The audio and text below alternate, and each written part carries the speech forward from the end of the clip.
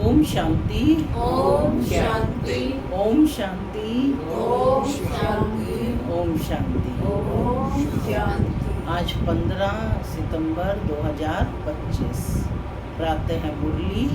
ओम शांति। बाप दादा मधुबन। आज मीठी मधुर मुरली में बाबा ने बताया कि हम परमात्म ज्ञान भी हमें मिला, परमात्मा के बच्चे भी बने, रोज पढ़ाई भी पढ़ रहे हैं, फिर भी यदि दुनिया की तरफ हमारी दृष्टि जाती है, कशिश होती है, विकारी दृष्टि जाती है, तो बाबा कहते कि अभी आत्मा पर कट चढ़ी हुई है, जंक चढ़ी हुई है, और उसका कारण है विकारों में जाना। तो बाबा ने कहा कि अपनी बुद्धि को क्रिमिनल से सिविल बनाना है, और ये कैसे बनेगी? जितना जितना बाप की याद में रहेंगे। साथ ही आज की बाबा ने मुरली में स्पष्ट किया कि कर्म, अकर्म और विकर्म की गुह्य गति क्या है। यही सुनाने बाप आए हैं, इसी की समझ, क्योंकि पतित होने से ही कर्म क्या हो जाते हैं? विकर्म बन जाते हैं। आज के ईश्वरीय महावाक्यों में इन्हीं बातों को बाबा ने स्पष्ट किया है। सुनते हैं आज के डायरेक्ट ईश्वरीय महावाक्य। ओम शांति।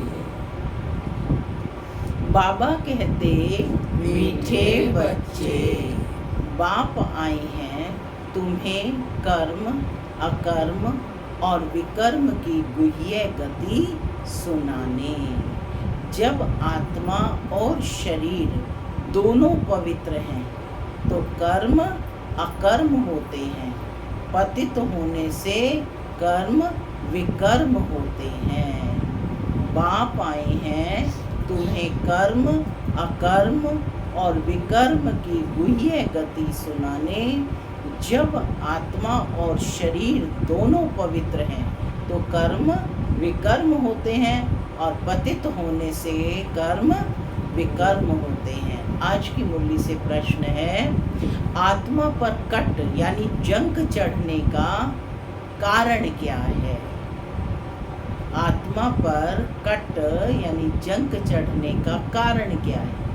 क्या कारण है? सोचें। कट चढ़ी हुई है तो उसकी निशानी क्या होगी? प्रश्न के दो भाग हैं कि यदि कट चढ़ी हुई है तो उसकी निशानी क्या होगी?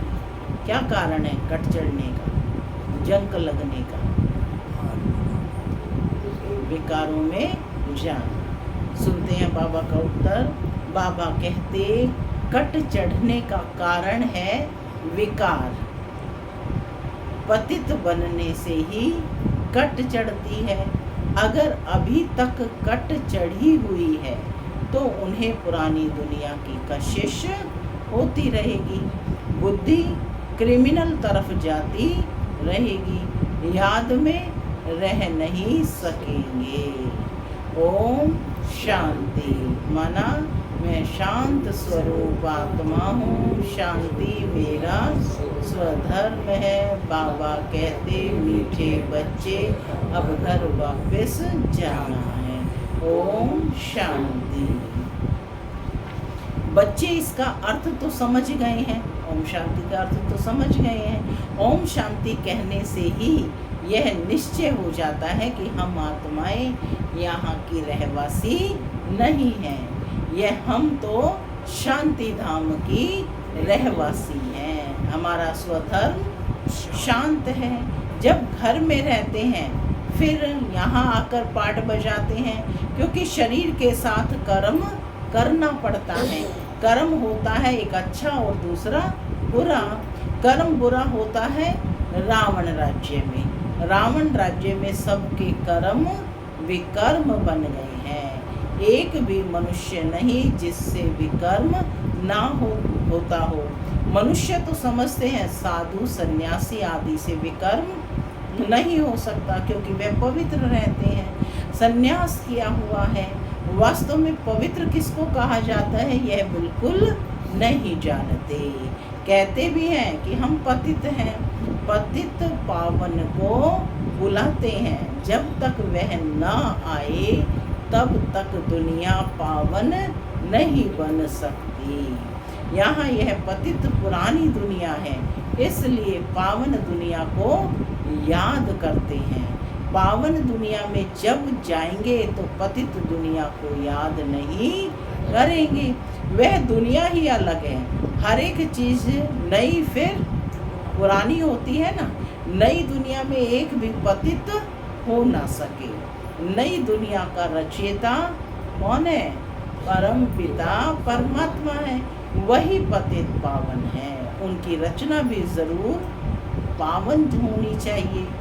पतित सो पावन, पावन सो पतित, ये बातें दुनिया में किसकी बुद्धि में बैठ ना सकें।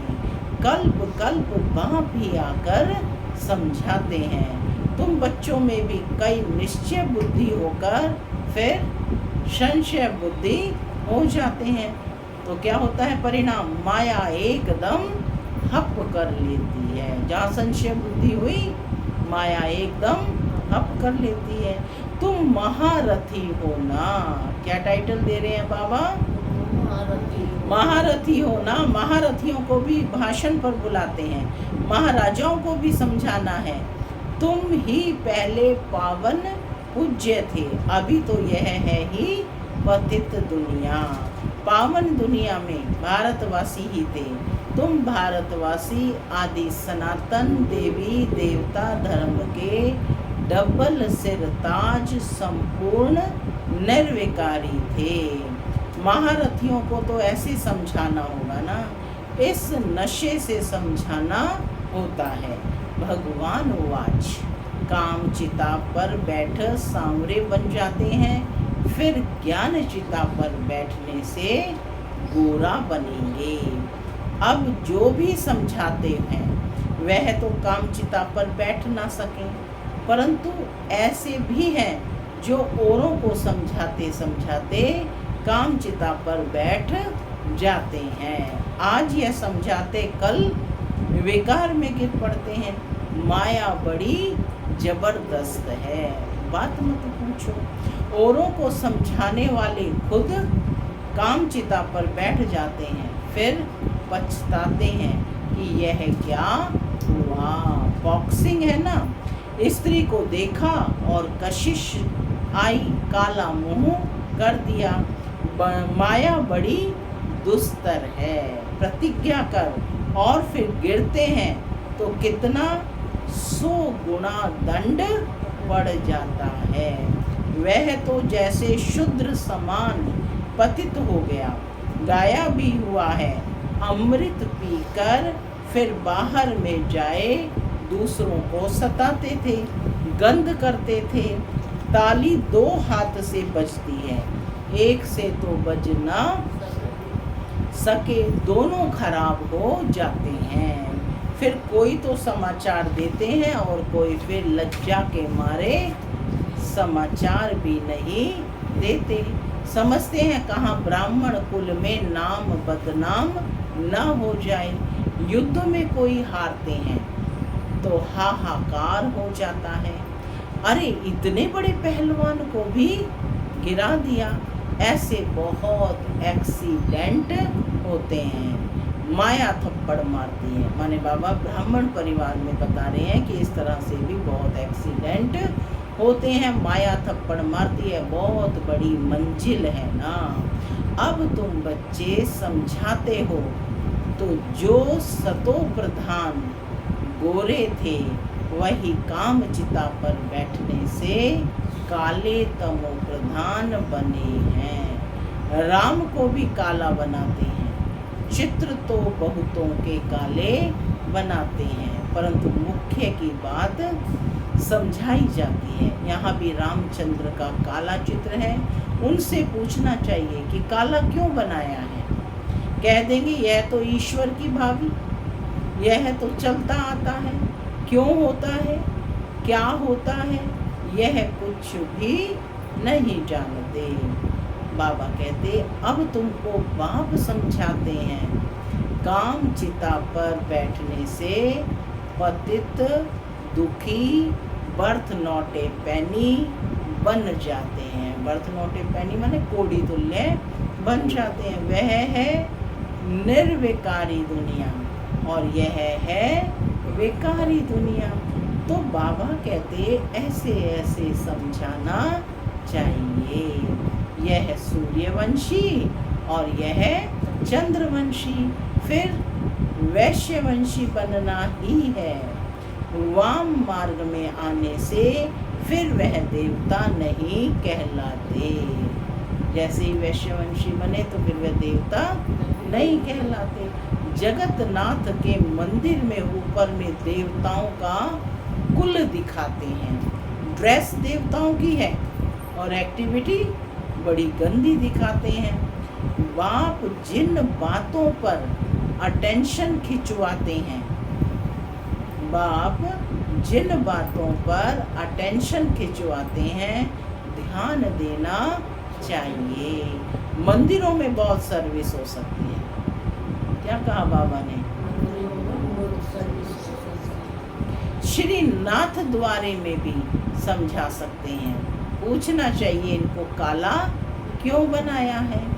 यह समझाना तो बहुत अच्छा है। वह है गोल्डन एज और यह है आयरन एज। कट चढ़ जाती है ना, लोहे पर ही जंग लगती है ना। अभी तुम्हारी कट उतर रही है। जो याद ही नहीं करते, क्या कहा बाबा ने? जो याद ही नहीं करते तो कट भी नहीं उतरती। कट कैसे उतरेगी? याद से। बहुत कट चढ़ी हुई होगी तो उसे पुरानी दुनिया की कशिश होती रहेगी। सबसे बड़ी कट चढ़ती है विकारों से। पतित भी उनसे बने हैं। अपनी जांच करनी है। क्या कहा बाबा ने? अपनी जांच करनी है। हमारी बुद्धि क्रिमिनल तरफ तो नहीं जाती है क्या? अच्छे अच्छे फर्स्ट क्लास बच्चे भी फेल हो पड़ते हैं। अभी तुम बच्चों को यह समझ मिली है। मुख्य बात है ही पवित्रता की। क्या कहा बाबा ने? मुख्य बात है पवित्रता की। शुरू से लेकर इस पर ही झगड़े चलते आए हैं। बाप ने ही यह युक्ति रची। सब कहते थे हम ज्ञान अमृत पीने जाते हैं। ज्ञान अमृत है ही ज्ञान सागर के पास। शास्त्र पढ़ने से तो कोई पतित से पावन बन नहीं सकते। पावन बन फिर पावन दुनिया में जाना है। यहाँ पावन फिर कहाँ जाएंगे? लोग समझते हैं फलाने ने मोक्ष को पाया। उनको क्या पता, अगर मोक्ष को पा लिया फिर तो उनका क्रियाकर्म आदि भी नहीं कर सकते। यहाँ ज्योत आदि जगाते हैं कि उनको कोई तकलीफ ना हो, अंधियारे में ठोकरे ना खाए, इसलिए 13 दिन तक दिया जलाते रहते हैं ना। आत्मा तो एक शरीर छोड़ दूसरा जाकर लेती है, 1 सेकंड की बात है। अंधियारा फिर कहाँ से आया, पूछ रहे हैं बाबा। यह रस्म चली आती है, तुम भी करते थे, अब कुछ नहीं करते हो। तुम जानते हो शरीर तो मिट्टी हो गया, वहाँ ऐसी रस्म रिवाज होती नहीं। आजकल रिद्धि सिद्धि की बातों में कुछ रखा नहीं है। समझो कोई को पंख आ जाते हैं, उड़ने लगते हैं, फिर क्या उससे फायदा मिलेगा? बाप तो कहते हैं मुझे याद करो तो विकर्म विनाश होंगे। क्या कहा बाबा ने? मुझे याद करो तो विकर्म विनाश होंगे। यह योग अग्नि है जिससे पतित से पावन बनेंगे। नॉलेज से धन मिलता है। योग से एवर हेल्दी पवित्र, ज्ञान से एवर वेल्दी यानी धनवान बनते हैं। नॉलेज से धन मिलता है, ज्ञानी धन है कहते हैं ना दुनिया में। योग से एवर हेल्दी पवित्र और ज्ञान से एवर वेल्दी धनवान बनते हैं। योगी की आयु हमेशा बड़ी होती है, भोगी की कम। श्री कृष्ण को योगेश्वर कहते हैं। श्री कृष्ण को क्या कहते हैं? योगेश्वर। ईश्वर की याद से कृष्ण बना। उनको स्वर्ग में योगेश्वर नहीं कहेंगे, वह तो प्रिंस है। पास्ट जन्म में ऐसा कर्म किया जिससे यह बना है। कर्म अकर्म विकर्म की गति भी बाप ने समझाई है। आधा कल्प है राम राज्य और आधा कल्प है रावण राज्य। विकार में जाना है, यह है सबसे बड़ा पाप। सब भाई बहन है ना, आत्माएं सब भाई भाई हैं। भगवान की संतान होकर फिर क्रिमिनल असॉल्ट कैसे करते हैं? हम बीके विकार में जा नहीं सकते। इस युक्ति से ही पवित्र रह सकते हैं। तुम जानते हो अभी रावण राज्य खत्म होता है, फिर हर एक आत्मा पवित्र बन जाती है। उसको कहा जाता है घर घर में सूचना। तुम्हारी ज्योत जगी हुई है, ज्ञान का तीसरा नेत्र मिला है। सतयुग में सब पवित्र ही रहते हैं, यह भी तुम अभी समझते हो। दूसरों को समझाने की बच्चों में नंबरवार ताकत रहती है, नंबरवार याद में रहते हैं। राजधानी कैसे स्थापन होती है, कोई की बुद्धि में यह नहीं होगा। तुम सेना होना, जानते हो याद के बल से पवित्र बन हम राजा रानी बन रहे हैं। फिर दूसरे जन्म में गोल्डन स्पून इन माउथ होगा। बड़ा इम्तिहान पास करने वाले मर्तबा भी बड़ा पाते हैं। फर्क पड़ता है ना, जितनी पढ़ाई उतना सुख। यह तो भगवान पढ़ाते हैं। कौन पढ़ाते हैं? भगवान पढ़ाते हैं, नशा नहीं है। अरे एकदम फलक से कहना चाहिए, कौन पढ़ाते हैं? भगवान पढ़ाते हैं। ये नशा चढ़ा हुआ रहना चाहिए। चोब चीनी ताकत का माल मिलता है, चोब चीनी खाते हैं ना ताकत के लिए। भगवान बगैर ऐसा भगवान भगवती कौन बनाएगा? तो बाबा बच्चों को ज्ञान का रोज चोब चीनी खिला रहे हैं। तो कहते भगवान बगैर ऐसा भगवान भगवती कौन बनाएगा? आप समान बनाते हैं ना। तुम अभी पतित से पावन बन रहे हो, फिर जन्म जन्मांतर के लिए सुखी बन जाएंगे, ऊंच पद पाएंगे। पढ़ते पढ़ते फिर गंदे बन जाते हैं। देह अभिमान में आने से फिर ज्ञान का तीसरा नेत्र बंद हो जाता है। क्या कहा बाबा ने? देह अभिमान में आने से ज्ञान का तीसरा नेत्र बंद हो जाता है। ज्ञान का तीसरा नेत्र किसका है? समझ का है, नॉलेज का है। थर्ड आई ऑफ नॉलेज कहते हैं ना। और जैसे ही देह भान आया वो नेत्र बंद हो जाता है। माया बड़ी जबरदस्त है। बाप खुद कहते हैं बड़ी मेहनत है। मैं कितनी मेहनत करता हूँ ब्रह्मा के तन में आकर, लेकिन समझकर फिर भी कह देते ऐसे थोड़े ही हो सकता है। भगवान ज्ञान सुना रहे हैं ब्रह्मा तन द्वारा, फिर भी आत्माएं क्या कहती है? ऐसे कोई हो सकता है। तो बाबा कहते मैं समझ सकता हूँ कि कितनी मेहनत है। शिव बाबा आकर पढ़ाते हैं, हम नहीं मानते। क्या कहते? हम नहीं मानते, यह चालाकी है, ऐसे भी बोल देते हैं। राजाई तो स्थापन बाबा कहते हो ही जाएगी। कहते हैं ना सच की बेड़ी हिलती है परंतु डूबती नहीं। कितने विघ्न पड़ते हैं। अच्छा, मीठे मीठे सिक्की लधे, सुनो विशेष याद प्यार है। मीठे मीठे सिक्की लधे नूरे रतन, शाम से सुंदर बनने वाली आत्माओं प्रति मात पिता बाप दादा का दिल व जान सिक व प्रेम से याद प्यार और गुड मॉर्निंग। रूहानी बाप की रूहानी बच्चों को नमस्ते। हम रूहानी बच्चों की रूहानी माता पिता बाप दादा को याद प्यार गुड मॉर्निंग और नमस्ते नमस्ते सदा नमस्ते बनो फरिश्ते चलो। धारणा के लिए मुख्य सार। पहला, योग की अग्नि से विकारों की कट यानी जंग को उतारना है। अपनी जांच करनी है कि हमारी बुद्धि क्रिमिनल तरफ तो नहीं जाती है क्या।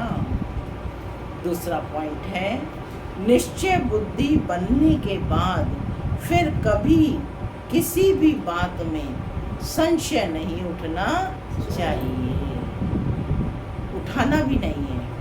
विकर्मों से बचने के लिए कोई भी कर्म अपने स्वधर्म में स्थित होकर बाप की याद में करना है। आज का वरदान है, श्रेष्ठ पालना की विधि द्वारा वृद्धि करने वाले सर्व की बधाइयों के पात्र भव। संगम युग बधाइयों से ही वृद्धि पाने का युग है। बाप की परिवार की बधाइयों से ही आप बच्चे पल रहे हो। बधाइयों से ही नाचते गाते पलते उड़ते जा रहे हो। यह पालना भी वंडरफुल है। तो आप बच्चे भी बड़ी दिलवा से रहम की भावना से दाता बनकर हर घड़ी एक दो को बहुत अच्छा कह बधाइयाँ देते रहो।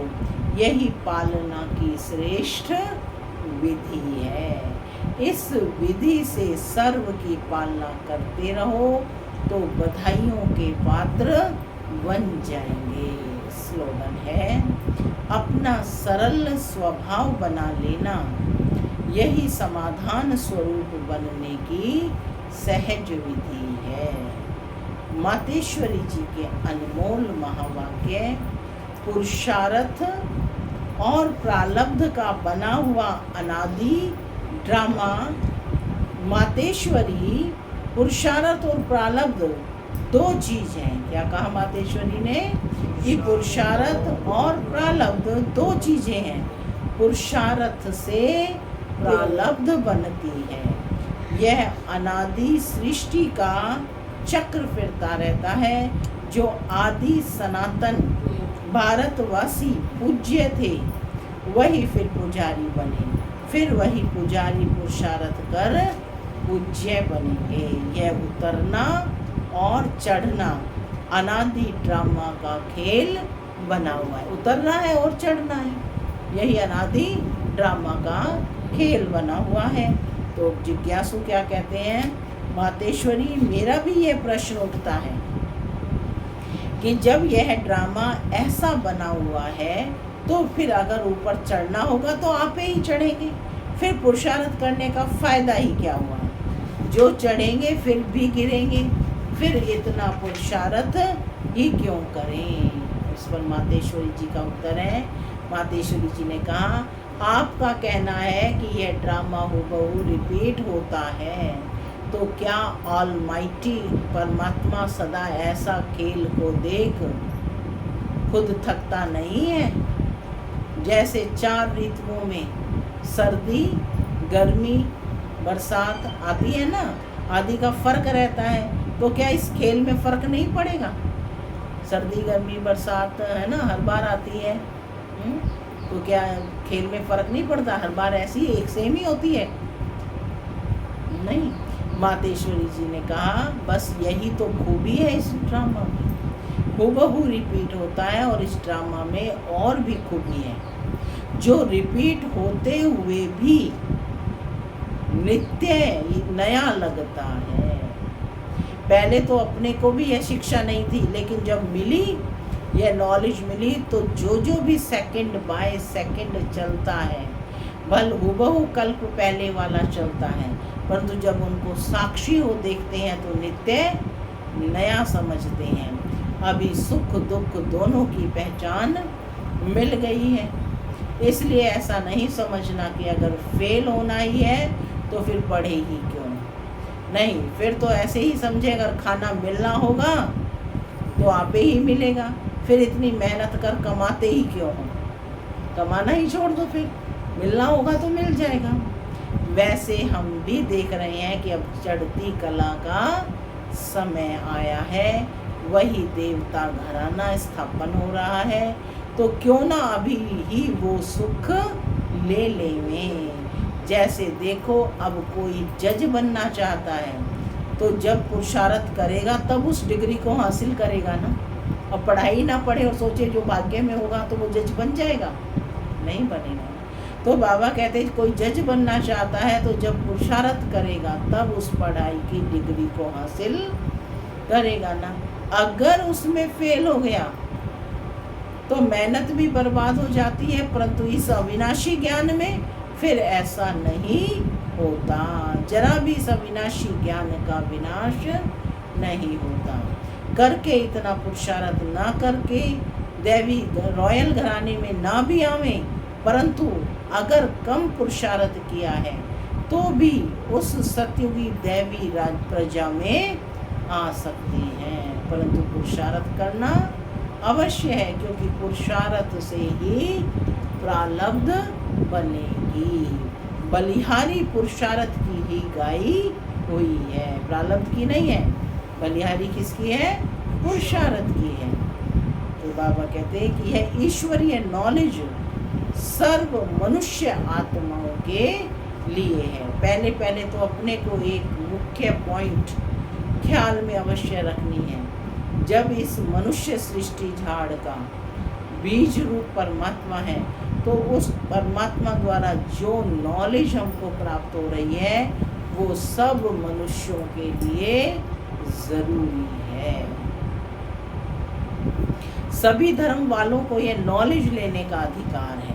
बल हर एक धर्म की नॉलेज अपनी अपनी है, हर एक का शास्त्र अपना अपना है, हर एक की मत अपनी अपनी है, हर एक का संस्कार अपना अपना है, लेकिन यह नॉलेज सबके लिए है। बल वो इस ज्ञान को ना भी उठा सकें, हमारे घराने में ना भी आवे, परंतु सबका पिता होने के कारण उनसे योग लगाने से फिर भी पवित्र अवश्य बनेंगे। इस पवित्रता के कारण अपने ही सेक्शन में पद अवश्य पाएंगे, क्योंकि योग का तो सभी मनुष्य मानते हैं। बहुत मनुष्य ऐसे कहते हैं हमें भी मुक्ति चाहिए। अगर सजाओं से छूट मुक्त होने की शक्ति भी इस योग द्वारा मिल सकती है। ओम शांति। अव्यक्त इशारे हैं। अब लगन की अग्नि को प्रज्वलित कर योग को ज्वाला रूप बनाओ। आप बच्चों के पास पवित्रता की जो महान शक्ति है, यह श्रेष्ठ शक्ति ही अग्नि का काम करती है, जो सेकंड में विश्व के किचड़े को भस्म कर सकती है। जब आत्मा पवित्रता की संपूर्ण स्थिति में स्थित होती है तो उस स्थिति के श्रेष्ठ संकल्प से लगन की अग्नि प्रज्वलित होती है और किचड़ा भस्म हो जाता है।